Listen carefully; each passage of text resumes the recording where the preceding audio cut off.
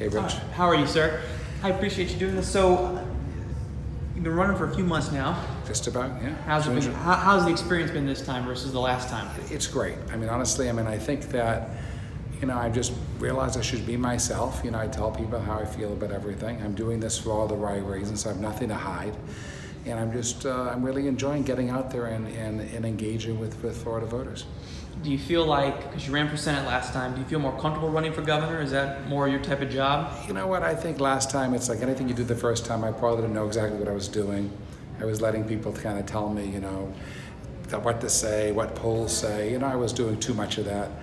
This time, I just do what's in my heart, what I believe in, and I'm getting a great response. I think people, the one thing I keep hearing from everyone is that they think I'm authentic and I'm really relatable. Because I'm just being myself, and I'm happy to, and that's what I'm most comfortable doing. I probably wasn't as much last time. My biggest takeaway this time, it seems like you really studied the issues a lot. I mean, maybe you were in 2010, but it's come across a lot more this time. How have you done that? How have you studied? Have you been talking to people? Well, it's interesting. Look, I don't know. Like anyone else is watching this, how would I know any more about issues than anyone else? I never held elected office, so but I know what other people know. I am someone who reads a lot. I'm someone who, watches the news shows on Sundays, and I try to understand what's going on in the world. But as far as some of it, I just had to brush up. But I have to tell you something, Rich. As I brushed up, it's worse. I thought education. I started the campaign. I had this. I know because I have 3 little kids, and we actually started a school. I know a lot about it, and I know a fair amount of education. And I can tell you that I knew that prior to 3rd grade, kids learn to read, and after 3rd grade, kids read to learn. And I knew that in the 3rd grade, only 56% of Florida kids are at 3rd grade reading level, which is a big problem because what are they going to do in 4th grade? How are they going to learn science and math? How are they going to do math problems? And I thought, for some reason I assumed it stayed level. I read somewhere that it stayed level, and that it just did that, and it was pretty scary because I think, wow, that means that we're in the 10th grade. They're still going to be at that level. It's not. It gets worse. By the 12th grade, in math, only 19% of 12th graders are doing 12th grade math, and only 36% of 12th graders in Florida are doing 12th grade reading. So what does that tell you then? It tells you that we have an education crisis. That the state of Florida is in a state of emergency, and it's not just a slogan. We have, look, this has been 20 years of Republican governors who basically just have made a decision not to invest in the things that are most important to invest in. Education, healthcare, the environment, school safety, all these problems. And now the problems it comes to a head eventually. It's like anything. If you eat junk food every day, for a year you get out of shape and fat, and basically if you don't invest in education for 20 years, you end up with a lousy education system and kids who are struggling. And we've done it, we are where we are, but we just have to change course. It's nothing we can't do. One thing I haven't heard you talk about, I haven't heard any candidates they haven't been asked this question, is about the balanced budget amendment that we have, and we have a balanced budget that has to be balanced every year. Not every state's like that. Some people feel like that's limiting the state. Maybe deficit spending wouldn't be so bad sometimes, especially now. this, interest rates are low. You're right. What do you think about that? Look, we're in an emergency. If we could borrow money, at these rates, 3% or 3 to 4%, and we could do things that would have a payback that would be 10 times. Look at an example. Everyone knows. You can look at study after study, Google this, anyone who wants to look it up. Pre-K education, early childhood education is known to have a 7-to-1 return. Which means what you invest in that, you'll get back 7 times as much because these kids will start school with a much better foundation, so they'll be much less likely to be prosecuted, go to prison, have to be rehabilitated. They'll have better careers, they'll be paying more taxes, buying more stuff, paying more sales taxes. So basically, that's such a no-brainer. Like who wouldn't make an investment that they could make 7 times their money on? So as a state, if we were short money and we would just borrow the money, it would be a pretty cheap payback, because when all these kids start having better jobs, and corporations are paying more income taxes, and when they're buying homes and paying property taxes, and when they're buying stuff and paying sales tax, all that money would be there to pay back the cost of borrowing. So I think, look, borrowing, you have to be careful. I'm a real estate person, so I know what leverage is, and I know what borrowing is. And I got in trouble in the early 90s by borrowing too much. So I know you can't borrow too much, but there's nothing wrong with healthy borrowing. Look with the federal government. The federal government, Donald Trump just borrowed $1 trillion from my kids and a generation of children to give a big tax cut. That to me didn't make any sense.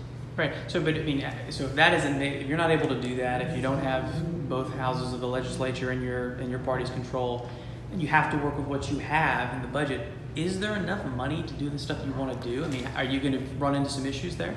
Well, look, you're not going to do everything day one, but I can tell you, like, if you just look at this one line, if you go back and look at the state of Florida budget tonight, there's a line called Executive Office of the Governor. It was $400 million 2 years ago. This last year went to $1.4 billion. It's like a discretionary amount of money the governor uses to bring corporations here, give corporate welfare, do what he wants. What I would do with it is I'd put it into early childhood education, because I figure that's going to get these kids the start they need. And there's other things too. You know, we got to stop taking money out of the public school budget to fund charter schools. You know, we're just robbing the school budgets, which don't have enough as it is. And to do experimental schools with no rules. So I think that, you know, we can find the money. You know, we can find the money, not for everything, but to make a big difference. Look, it's really just a question of what priorities we have.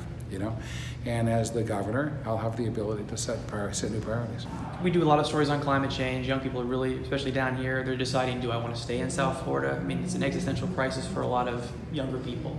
You know, is this a place where they want to put roots down if, you know, their high school's not going to be here in 30 years, right? Physically, 40 years, 50 years. You're a real estate guy. You probably know this better than anybody in the race.